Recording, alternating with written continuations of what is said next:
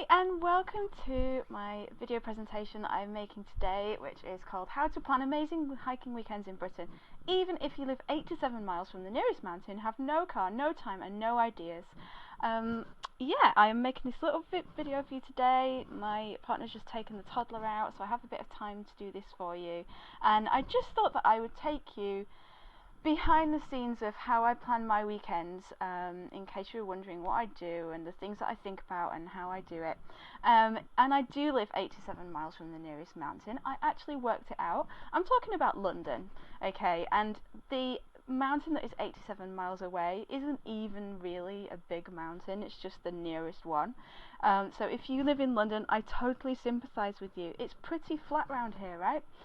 You can do walks in London and there are loads of beautiful walks that you can do, but I am going to talk today about how to get out into the best hiking areas of Britain. So let's get started. So this is me. I'm Catherine. I run a website called londonhiker.com and I created Walk Your Weekends, which is what you're viewing this video in now. This is me and my little baby, and we've got Cat Bells just behind us there, which is in the Lake District, and we're just about to cross the lake and attempt to climb up Cat Bells with our baby. Yeah, so that's me. I have been walking since I was little. I grew up in the outskirts of Manchester, in the east of Manchester, in Tameside, which is close to the Pennines and the Peak District, which is one of the most beautiful hiking areas in Britain that you can go to. And we always used to go for walks. My mum and my dad used to take me out when we went walking, and I walked the Pembrokeshire Coast Path when I was 9. The picture on the left there is me and my mum at the end or the beginning, I can't remember which one. But I moved to London in 1999, which is probably about 15 years ago. Wow, it's a long time. I moved for work, like many of us do, and that's the main reason. And I loved it. I loved all the things you could do in London. It was brilliant. I really, really loved it. But after a while, I really started to miss walking, and I started to want to get out. And I got a bit of cabin fever, and I just wanted to get out into the countryside because I felt like I really missed that in my life. So I actually started out doing walks around London, so things like the London Loop and the Capitol Ring, and walking along Richmond Park and Wimbledon Common, things like that. And then I found the Time Out Book of Country Walks, which is brilliant. I really recommend on my website London Hiker. It's one of the main books and main resources that I recommend. That's the Time Out Book of Country Walks, and that takes you on day walks around London, accessible within a day's journey. So you go out, so say that takes you a bit further out of London, so you might go to the South Downs or places like that. You might walk in Surrey or the Chilterns, I think, or just basically around the outside of London, so you're going out and getting back in. So that was fine as well. But I did really start to miss the hills, and I really felt like I was missing out, because whenever I read something like Trail magazine, which is one of the main magazines here in Britain for walking, it was always going on and on about the Lake District and the Peak District and Snowdonia and Scotland, and those just felt impossibly far away.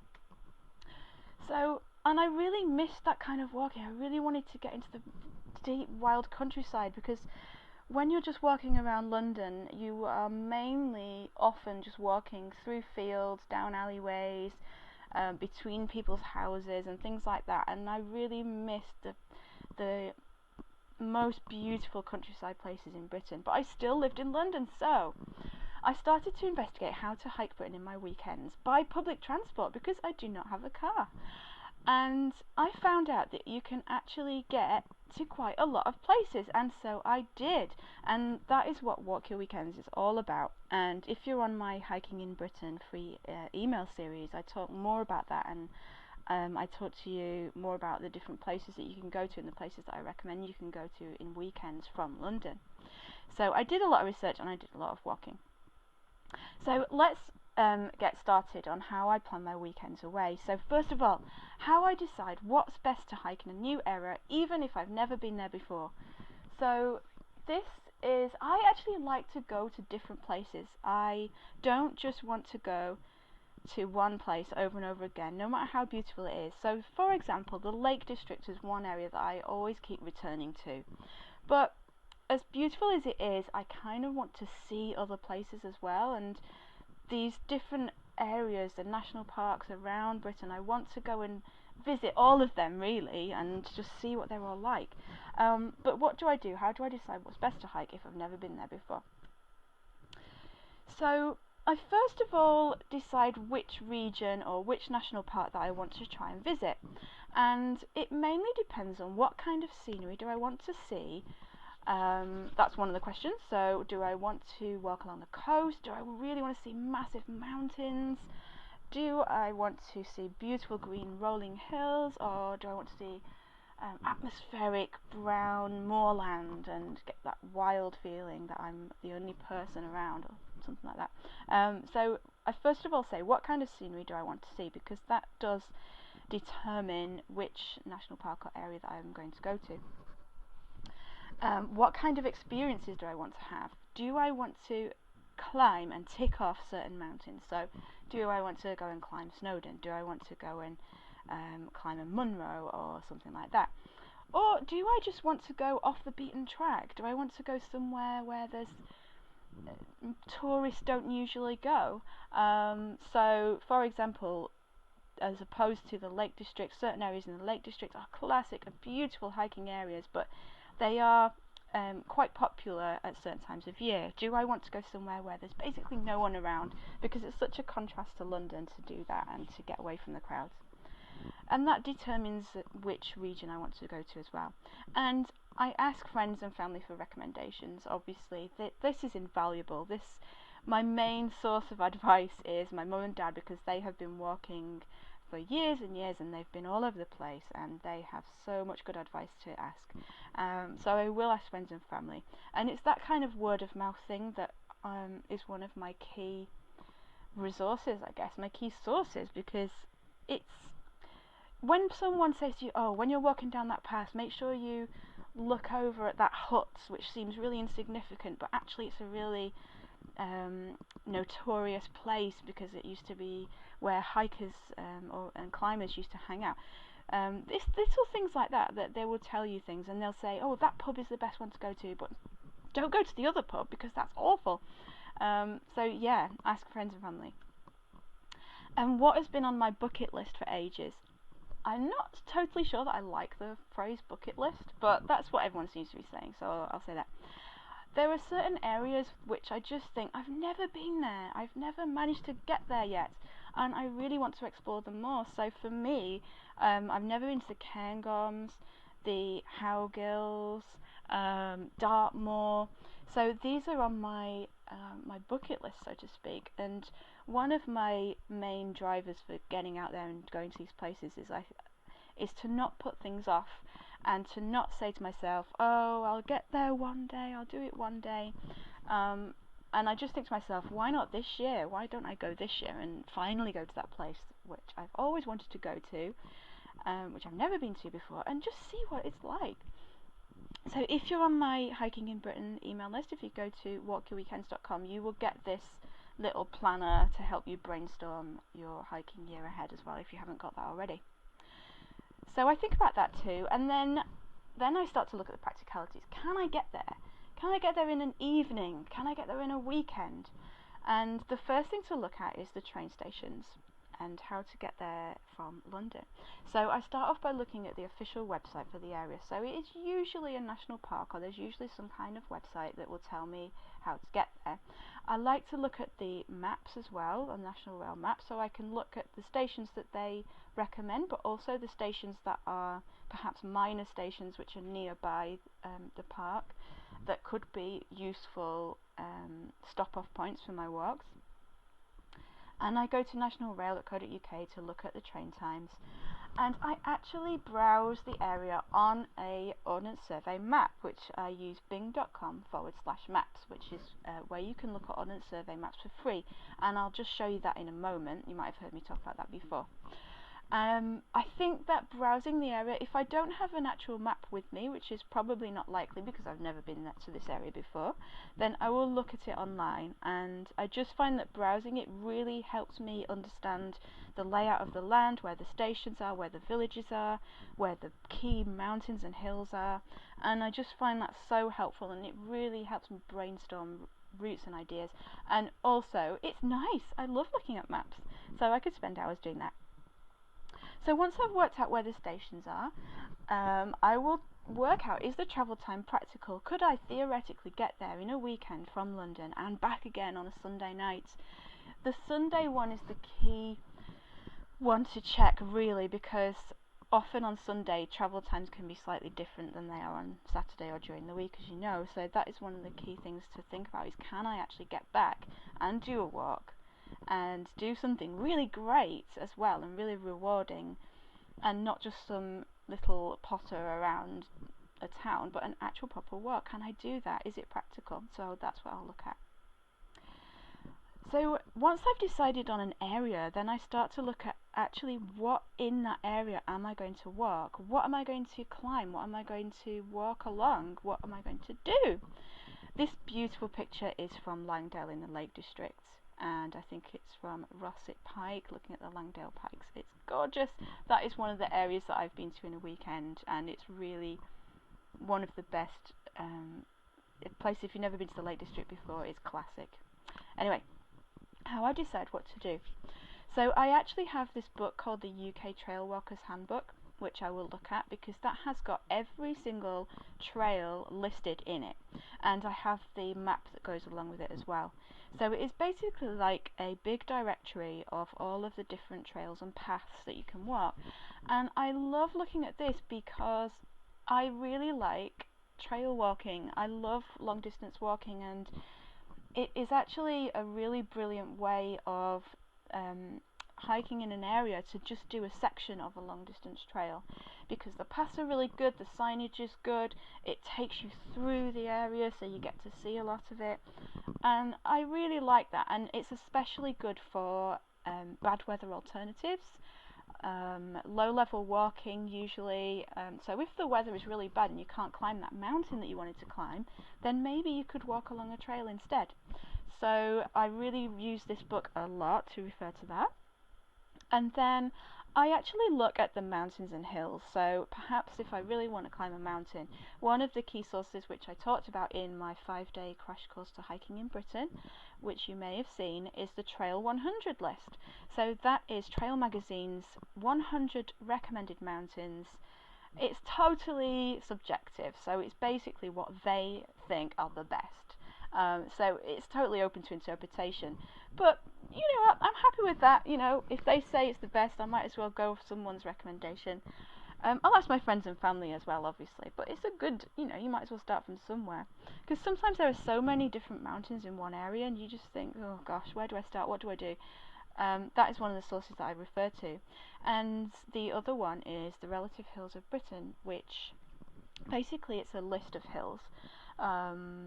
You can get loads of different lists of hills, so you can get the Munros, you can get the Nuttalls, which is mountains over 2,000 feet, but the relative hills are hills and mountains which are relative to the surrounding ground, so they're 200, I think it's 200 meters higher than the surrounding ground, so they actually have a lot more in there and a lot more in England than the Nuttalls, and obviously the Munros are only in Scotland. So basically I will have a look at that and see what mountains and hills there are in the areas where I want to walk and which ones are closest to the station. So this resource is brilliant for that, so you can actually see where they are on the map, which I've talked about this as well in the 5-day crash course to hiking in Britain.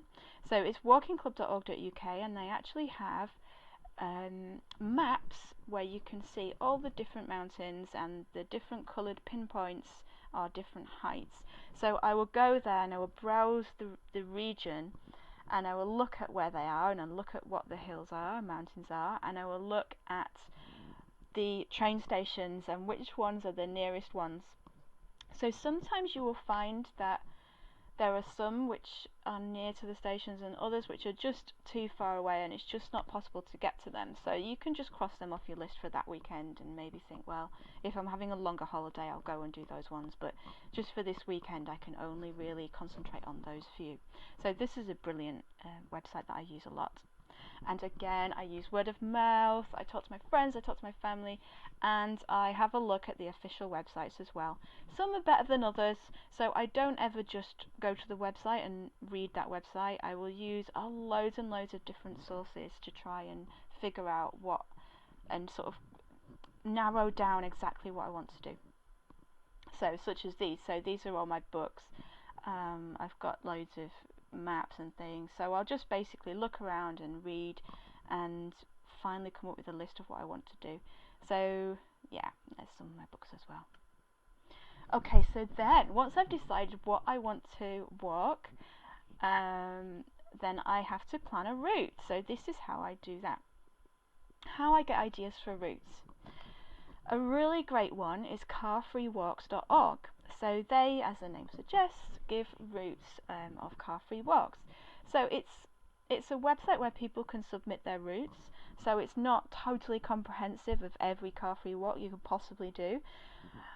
Sometimes I've found it useful for things, but other times the routes that they suggest don't quite fit with what I want to do. So I have to come up with my own route, but it's a good starting point. And actually it will help you to work out where the buses go, which is another issue. Again, I look at bing.com maps, I'll show you that in a moment, and I start googling blog posts. So I will Google the key terms in the walk that I want to do or the hill that I want to climb and put the word blog in it, and it will bring up loads of blog posts of people who've done the walk, because hikers love to talk about their walks, don't they, and put loads of pictures up. So I'll have a look at see what they say and see what route they did, if I can figure it out from look at their pictures, and that really helps me get a good idea as well. Again, I ask friends and family, and I look at my magazine collection, which I'll show you in a moment. So, but before I really start planning, I look at how can I get to the walk and back again to my accommodation. So I need to find bus routes and I need to find bus times. So for bus times, travelline.info is the best. This picture is actually the bus stop in Langdale, and you can just see there's a little bus stop sign there. It's just outside the old Dungeon Gill, and the hill behind is called Lingmore, and that is one of the best bus stops in the Lake District, if not the country, probably. Although I have waited at quite a few bus stops in my time that could rival that. But yeah, that's that one. So I need to find the bus routes and the bus times. It is usually I am not able to walk from the train station directly to my walking destination. I usually do have to get a bus, generally speaking, although there are a few. So bing.com maps, which is one I've mentioned a lot, it basically allows you to look at Ordnance Survey maps online for free, and I can't seem to show my, there, my pointer has appeared. Hopefully you can see that. So you click on this section. It starts, when you go to bing.com maps, it starts off with the road map, but then you click on the little down arrow and you can select Ordnance Survey map, and then you can zoom in and out and look at the area. So this is great for planning out routes, because you can look at the maps, the Ordnance Survey maps, have a look at where the paths go, and it's brilliant. I just love it. I find it really, really useful. And then, as I say, I actually have a look at my archive of books and magazines. So for the Lake District, obviously Wainwright's guides are constantly referred to. They are brilliant, and these are some of the magazines that you can get in Britain for walking. There are more, but these are just some of the ones that I'm familiar with. So the main two that I'm familiar with is Country Walking and Trail. So what you need to know about trail and country walking is trail tends to be more about climbing mountains.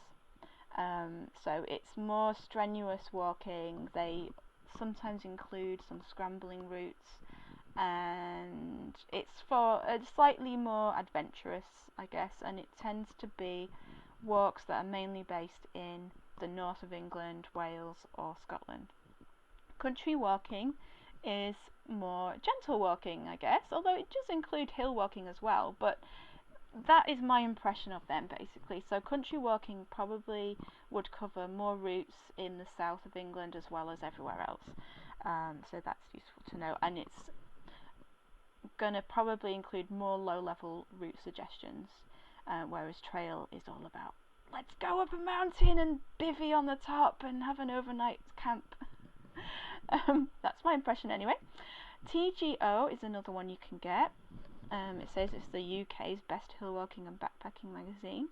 I'm not as familiar with this one, but I do believe, I might be wrong, that it is mostly, or it is strongly based around Scotland. So that is my impression of it, and I apologise if I'm wrong about that. I'm sure it does cover Britain as well, the UK, but that is my general impression about that one.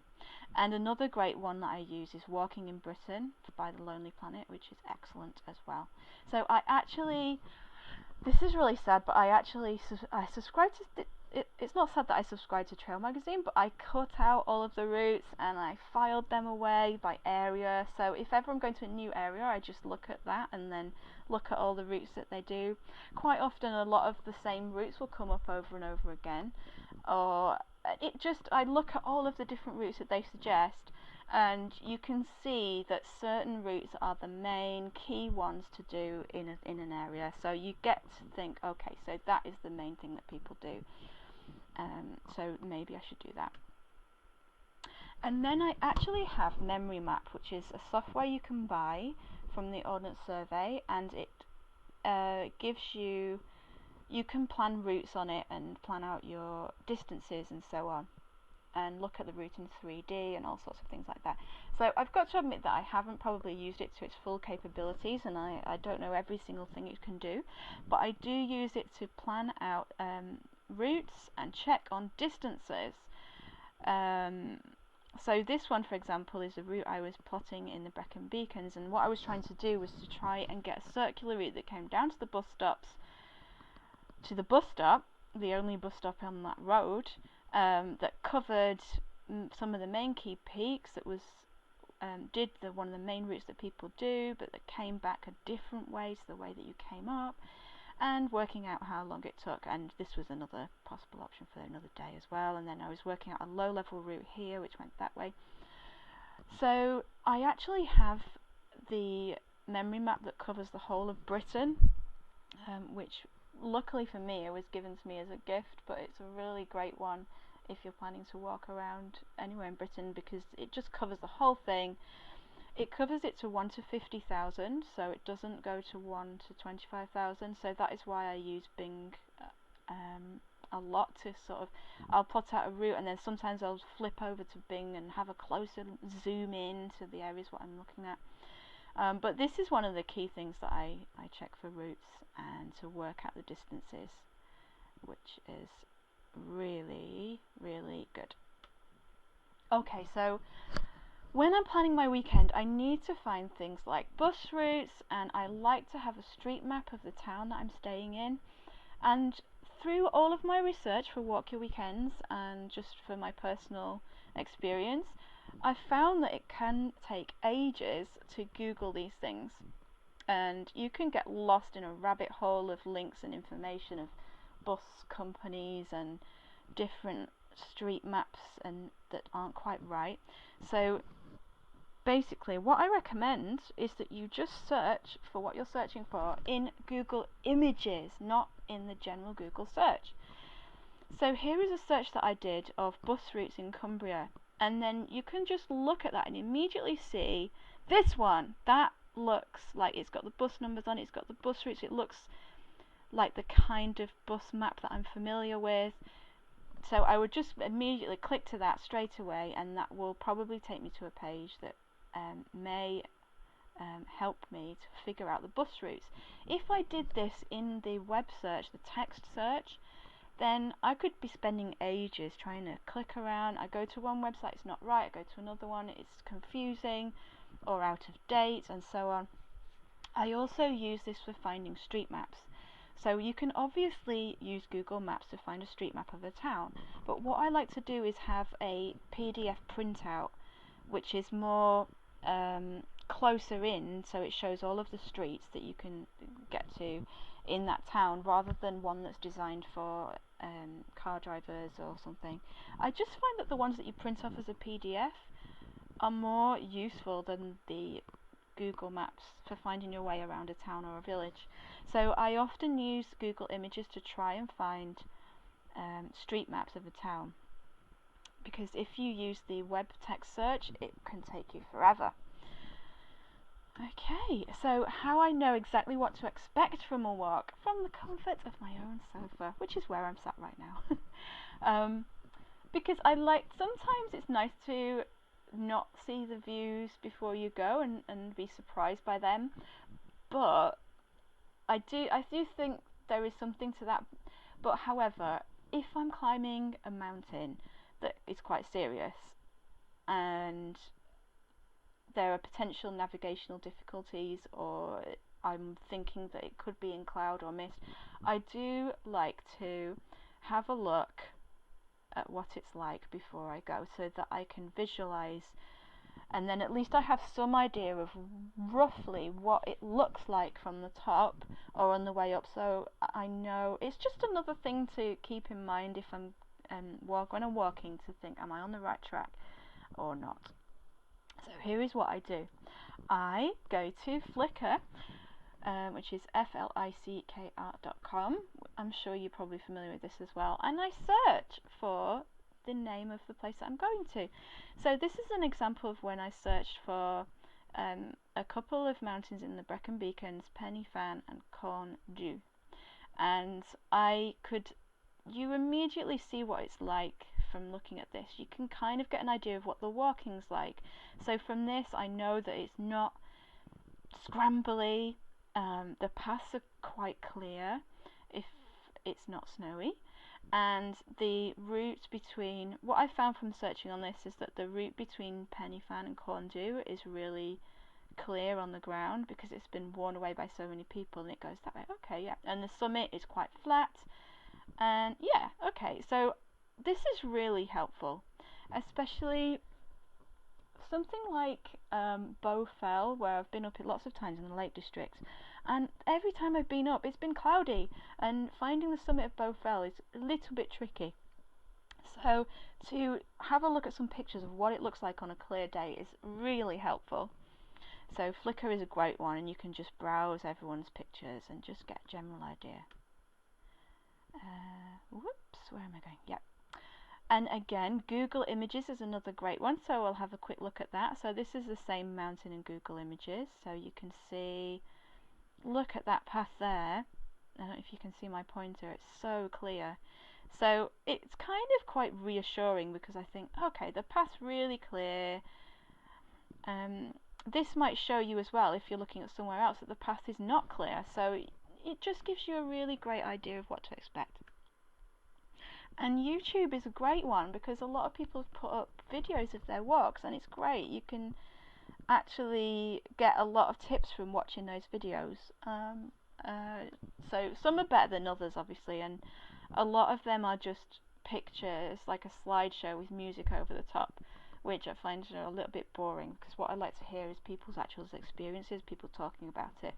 But yeah, so that is really helpful as well. So then I'll get a good idea of what the walk is like. And the things I always include in my itinerary to ensure my weekend is not a waste. So now I know where I'm going, how I'm going to get there, what I'm going to do when I get there, or what my plan A is. So I need to think of my contingency plan. And I need to check my 3 E's, which is what I talked about in my Hiking in Britain email series. If you haven't got that, that's at walkyourweekends.com, walkyourweekends.com, so you can sign up and get that. So my 3 E's are escape routes. I always have a look at my route. I look at it in Bing, because that is the 1 to 25,000. Or by then I might have a map with me anyway that I can look at. So I will go as close in as I can, and I will figure out, okay, at different stages, what are the options for coming down off the mountain, or just coming down off the trail, or where are the nearest villages, and so on and so forth. So I'll check that, and I will look for my equally exciting alternatives if there's bad weather. So I will look at potential low-level walks that I could do, lower hills that I could climb instead of the high-level hills. So that ensures that no matter the weather, I'm still going to be able to do something that's really good. And in my Walk Your Weekends package is what I've worked out for you. Anyway, when you get in there, you'll see those. For every weekend I've suggested, you've got alternatives, so you don't waste it. And then I check my ETA, my time of arrival. I look at sunset times, really important depending on the time of year. And I look at my bus times. I check my train times. Can I actually finish the walk and get back by sunset, by the bus time, to get my train back? Because I don't like riding on the seat of my pants, or whatever that phrase is. I like to know exactly what I'm doing and know that I've got plenty of time and it's all going to be fine, because I hate getting stressed out about transport. So that's probably why I've been really detailed in Walk Your Weekends with all of the itineraries that I've set out for you. So yes, I check my 3 E's and the 4th one as well. So how I actually create the itineraries in Walk Your Weekends, which is my pack of guides. So as I say, if you don't know what this is, and funnily enough, my mum, who is on my Hiking in Britain list, where I am promoting Walk Your Weekends, said to me, "Oh, can you actually buy something?" I'm like, "Yes, you can buy something." What? Am I not being clear enough? That's crazy. But yes, you can buy it. I actually sell these guides. So what I've described to you in this presentation of exactly how I go about planning my weekends is what I've done for you in Walk Your Weekends. So you get 10 of my weekend itineraries, which are in the Highlands, around Edinburgh in the Pentlands. You've got 3 in the Lake District, you've got Yorkshire, you've got the Peak District, you've got the South Downs, and you've got bonus itineraries. You've got climbing Snowdon, Scafell in the Lake District, actually Scafell Pike, but never mind, and Brecon Beacons there. So you've actually got 13 potential weekends that I've worked out for you. Yeah, and you get them in guides, and yeah. So the problem that I wanted to solve with this is basically everything that I would have loved to have had 10 years ago when I first started to think about doing weekend walks around Britain.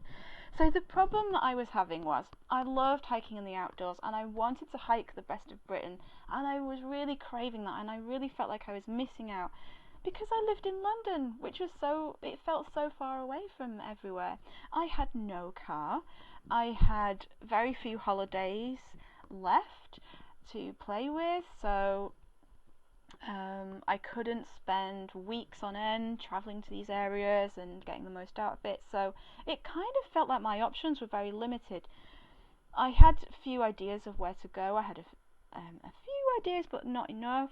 I didn't want to hike in a group or a club. I just wanted to go off by myself or with 1 or 2 close friends and just enjoy the peace and quiet of the countryside, away from the city and all of the stress and the crowded underground and everything. I had little time to plan or research, and I just wanted to know what's best to do and how to do it, and I just wish that someone would hand it to me in a guide and say, okay, this is where to go, this is the best thing to do. So this is the problem that I wanted to solve, and this is the problem that I'm solving for you if you have this problem too, hopefully.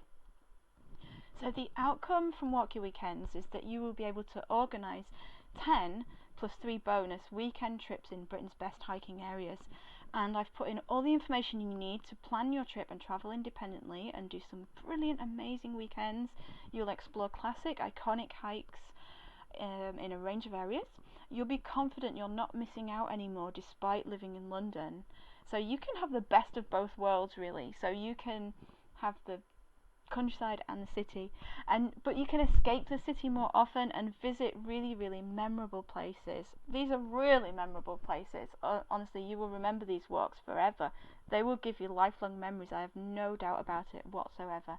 So this is the outcome that Walk Your Weekends is aimed to provide you with, and Each guide that I produce for you has a summary of the weekend. It has a route description along with photographs, and it has accommodation recommendations including camping, hostels, B&Bs, hotels. I have all the escape routes you need to know if you want to cut your route short. I've got a checklist of all the resources that you're going to need to download. So for example, street maps of the town where you might be staying, I'll link to it so you can easily click and print that off.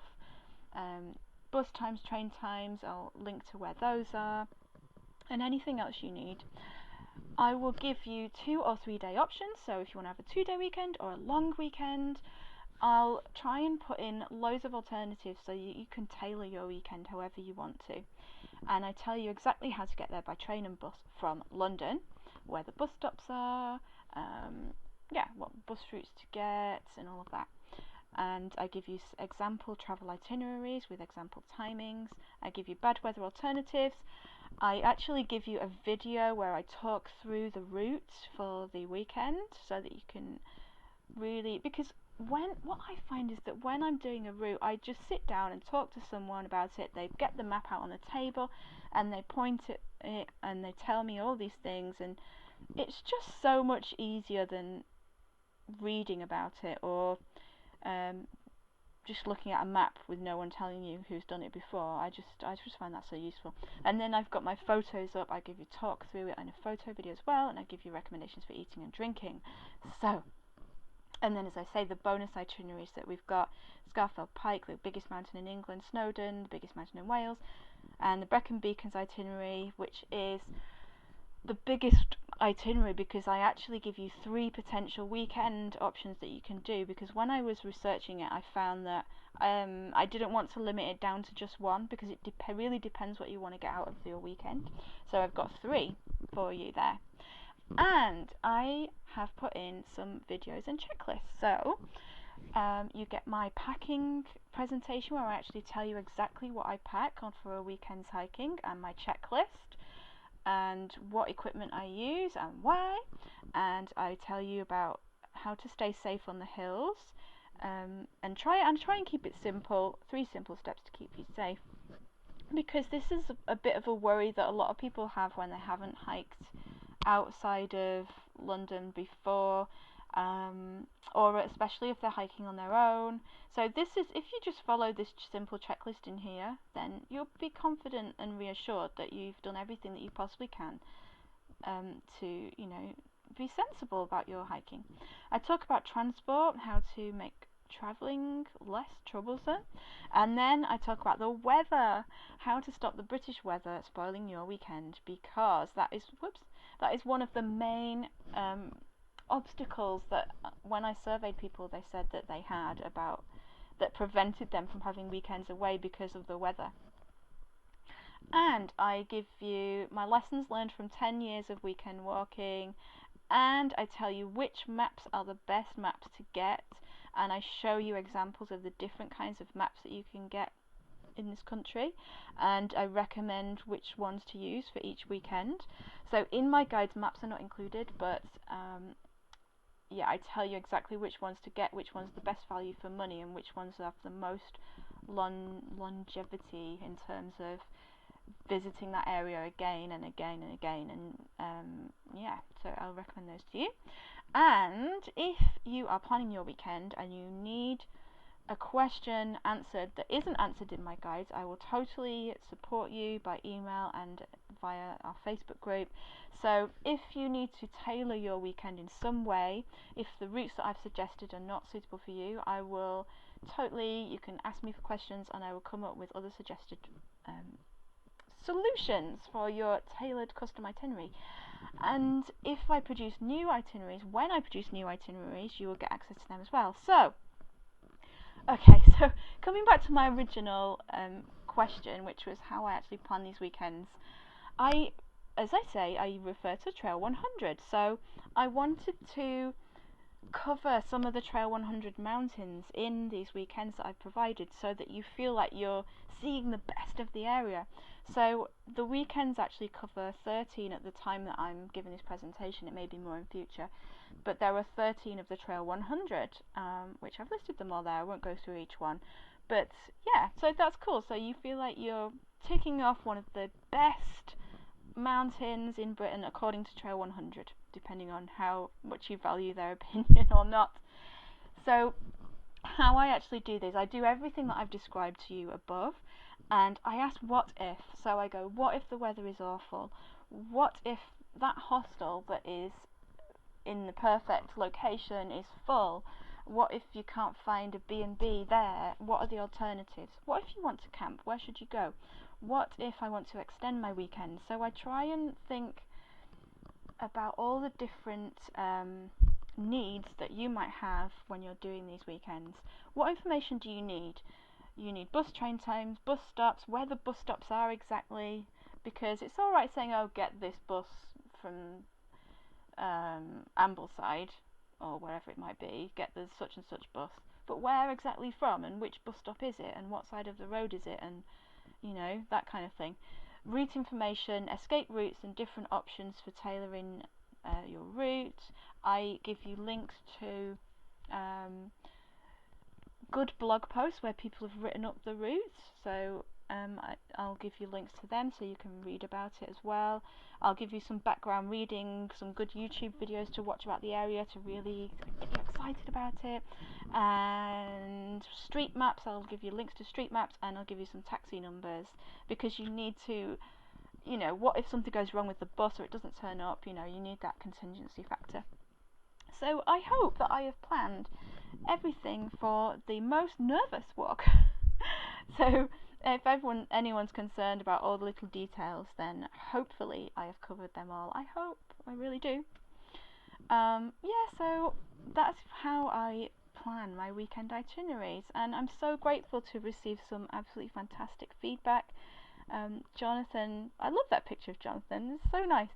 He says, this is an incredible resource. The sheer amount of high quality content is amazing. It's kind of incredible how much there is to digest. Thank you so much for putting it together. Thank you, Jonathan. And Annie there, she took this picture actually on one of the routes that I suggested. She said, I took the Vale of Edale trip. It was absolutely lovely. The trip was beautiful. Your pack extremely helpful and detailed. And your pack is exactly what I was looking for when moving to London. I'm so lucky I found it. So, yay! I'm so happy. This is and when people send me pictures of when they've gone on the weekends and have gone to this place they've never gone to before and have done the things that I really recommend that they do, I am so happy. Oh yes, so I have a guarantee. So if you get Walk Your Weekends, after 2 weeks of digging around in all my videos and guides and everything, if you decide it's not for you, then I'll just refund you. So that guarantee is actually on the buy now page. So yeah, that's cool, no problems. Just say, it's not quite right for me, no problem. And here are some more people. This one said, I had a gorgeous weekend in Edale. I love those pictures. And this was in December. This was actually in December, the one that's on the left. And Days of Adventure on Twitter said, great weekend away walking.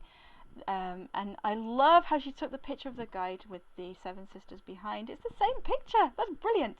And that was in January. So good weather is not guaranteed, but it just goes to show what you can do at any time of year. I love that. So have an incredible weekend. I hope this has given you some inspiration. You can use all of the information that I have provided to you in my Hiking in Britain email series. In the 5-day crash course for hiking in Britain, I've provided you with downloads of train stations, national parks, how to get to national parks by train, where you could get to on the sleeper train. I'm sure there's other things as well. There's lots more ideas that I've put for you. So you can basically, you are most welcome, and I wish you all the best of luck if you want to figure this all out yourself. But if you do want to get my pack of guides, then yay! I would love to help you have an incredible weekend. And really, when I go for walks outside of London, I just feel like this is life, this is real. I'm out in the world, and this is what life should be about, and that is what I want to help you experience as well, and explore Britain like a local would. So click the button below for more information. Thank you so much for listening. If you have any questions, just reply to one of my emails. That's fine. And yeah, I'll see you in the next video. Have a brilliant weekend, and bye for now.